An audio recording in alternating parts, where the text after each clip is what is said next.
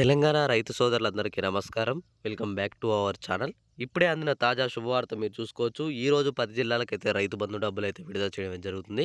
రైతు భరోసా పథకం కింద ఏదైతే కాంగ్రెస్ గవర్నమెంట్ పెట్టిన పథకం ఉందో, ఆ పథకం ద్వారా ప్రతి ఒక్కరికి ఎకరానికి 15,000 చొప్పున మీ అందరి ఖాతాల్లో జమ చేయడం అయితే జరుగుతుందనమాట. ఇప్పుడే మీ అందరూ ఒకసారి అయితే మీ ఖాతాలు చెక్ చేసుకోండి. ప్రతి ఒక్కరికి ఈ అమౌంట్ అనేది అయితే ఖాతాలో పడబోతుంది.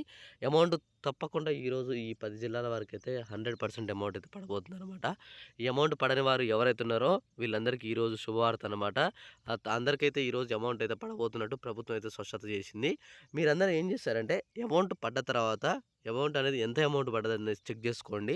చాలామందికి అమౌంట్ అయితే తక్కువ పడుతుంది అని చెప్పేసి అయితే అంటున్నారనమాట. నిన్న కొన్ని జిల్లాలకి అమౌంట్ అయితే పడ్డట్టు చాలామంది కామెంట్లు పెట్టారు.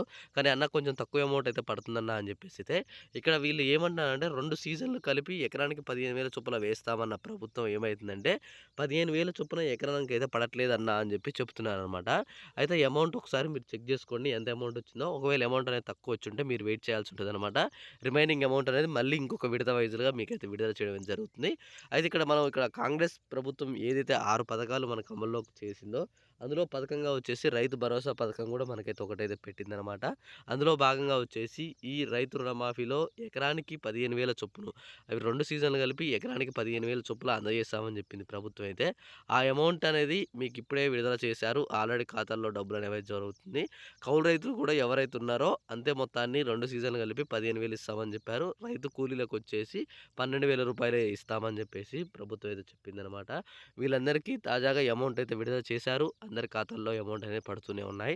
అయితే ఇక్కడ ఇంకొక అప్డేట్ ఏందంటే అమౌంట్ గనక మీకు గనక రావాలంటే తప్పకుండా మీరనేది సాగు చేసే భూములకే అమౌంట్ అయితే ఇస్తున్నారనమాట. మీరు మీ పొలాన్ని గనక సాగు చేస్తేనే మీకు అమౌంట్ అయితే పడుతుంది. మీరు సాగు చేయకుండా రియల్ ఎస్టేట్‌లు కావట్టు, వెంచర్‌లు కావచ్చు ఇలా ఏదైనా పొలం ఉంటే మాత్రం మీకు మాత్రం అమౌంట్ అయితే రాదనమాట. అమౌంట్ విషయంలో ఈసారి ప్రభుత్వం చాలా దృష్టి పెట్టింది.